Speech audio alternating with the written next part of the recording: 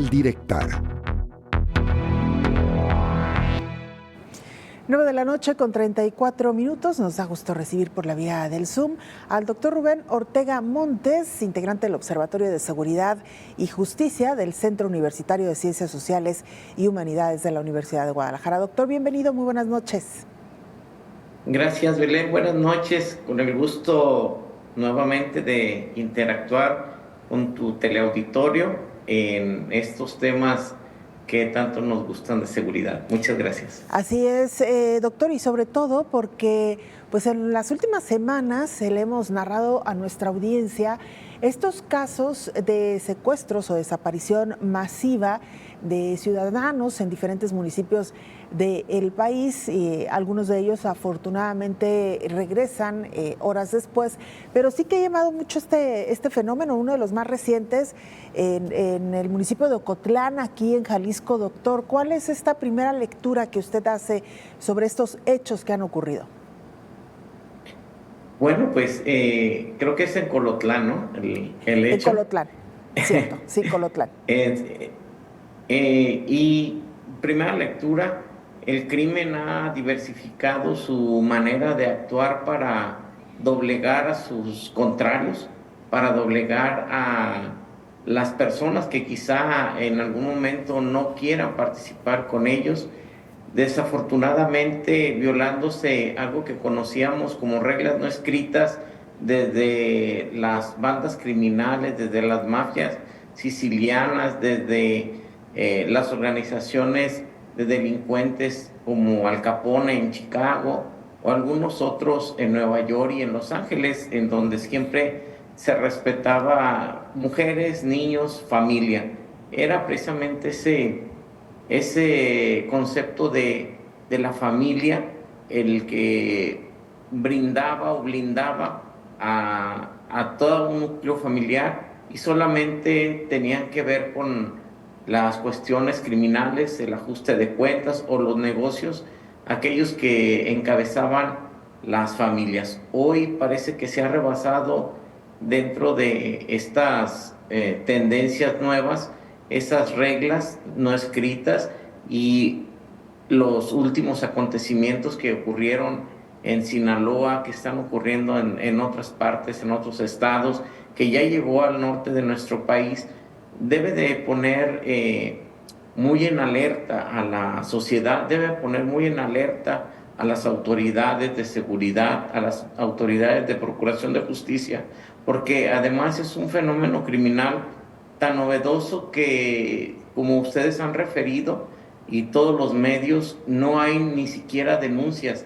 Se sabe de que han sido sustraídos de sus domicilios privados de la libertad familias enteras, y posteriormente no se puede tomar alguna denuncia, alguna declaración al respecto de cómo pasaron las cosas, por el temor que hay ante esta vulnerabilidad que tiene la comunidad, la sociedad, la ciudadanía en general, frente a los grupos de poder, frente a los grupos organizados del crimen, que igual se pueden llevar 12 familias de una misma ciudad, 3 familias, pueden entrar y salir a una colonia, a un pueblo, y no hay quien ponga un alto, quien brinde la seguridad a la que esté obligada la propia autoridad conforme al artículo 21 constitucional.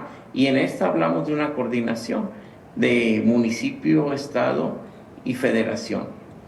Doctor, ¿es posible por lo menos intuir o leer por qué suceden este tipo de desapariciones, pues que les han llamado masivas por el gran número de personas que se llevan en un mismo acontecimiento? Pero lo decíamos, afortunadamente algunas de ellas regresan horas después. ¿Se puede saber cuál es la intención o cuál es el mensaje que se quiere dar? Y como usted lo decía también, además en estos grupos han ido mujeres y niños. Doblegar la voluntad de las personas. Podemos hablar de grupos contrarios para que se sumen y se dobleguen ante este grupo que lo realiza.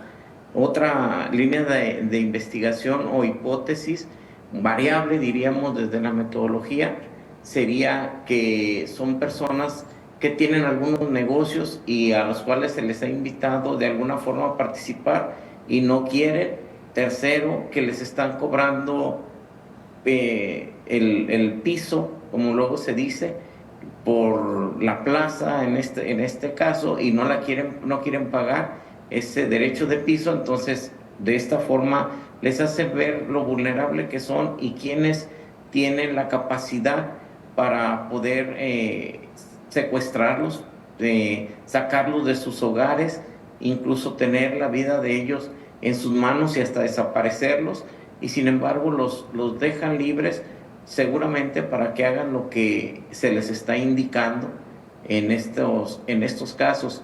Por ello, mencionaba yo que es una muestra, es un mensaje de la gran capacidad que están teniendo día con día la delincuencia en general, pero sobre todo la delincuencia organizada, que ya tiene esta manera de organizarse, esta manera de hacerse notar, de también a infundir el temor y el terror en todas las demás familias.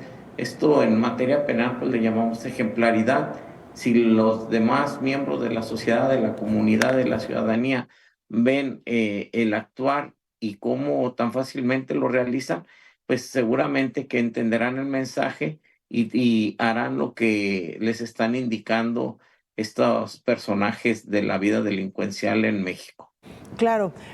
Doctor, aprovechando su presencia esta noche, quisiéramos abordar con usted también estos casos que han venido ocurriendo, el más reciente en la comunidad de La Chona, donde se han detectado equipo de videovigilancia que está siendo instalada presuntamente o aparentemente por bandas del crimen organizado. Son equipo de vigilancia no solamente en antenas. Hoy presentamos el caso pues, de un ciudadano que dijo instalaron su antena sin su consentimiento y prácticamente sin él saberlo en la parte alta de su propiedad.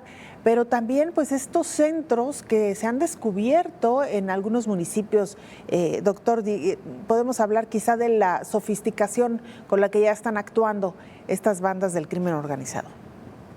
Claro, la tecnología ha llegado a todos los rincones y sobre todo quien tiene capacidad económica y que puede contratar, ya sea voluntariamente o u obligar a estos técnicos en saber colocar cámaras, algún sistema de audición para poder escuchar, incluso el interceptar llamadas de teléfonos, etcétera.